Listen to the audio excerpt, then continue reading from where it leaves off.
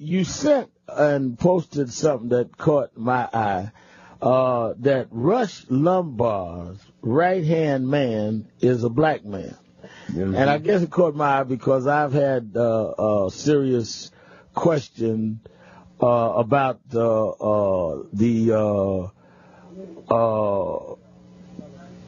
Limbaugh, a lot of his language. We fought him getting a NFL team. Mm-hmm. He's taking shots at me on the new television show on MSNBC, and we've gone back and forth. And now you have come out with the fact. Well, let me let you give the story. Go ahead. Well, Rush Limbaugh has these phone screeners that he all calls Bo Snerdley. And the latest Bo Snerdley is a black man by the name of James Golden.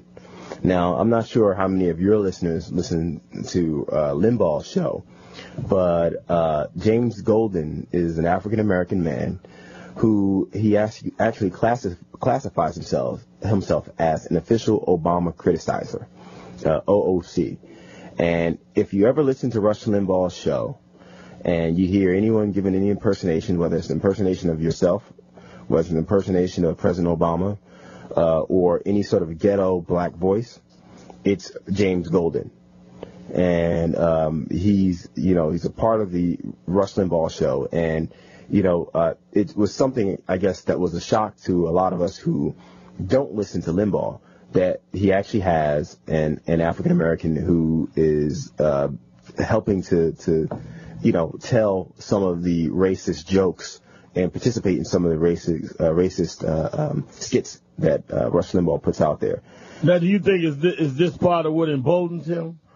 I think so. I mean, there's a long history, and this is what the article, David Love wrote the article, there's a long history of conservatives having black sidekicks, if you will. And it is one thing that they can point to and say, hey, I'm not racist because, I have my good old boy James here. Yeah. And so I think it's sort of really interesting when you look at it. And obviously a lot of our readers, sort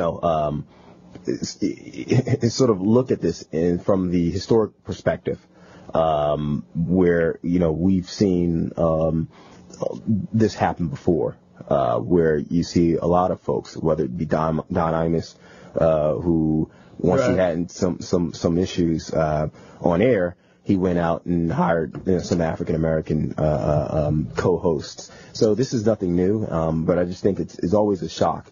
And, I think you always have to wonder how it must be like to be a Mr. James Golden, to know that you are sitting at the side of someone that the majority of the people who look like you can't stand and actually feel is hurting them.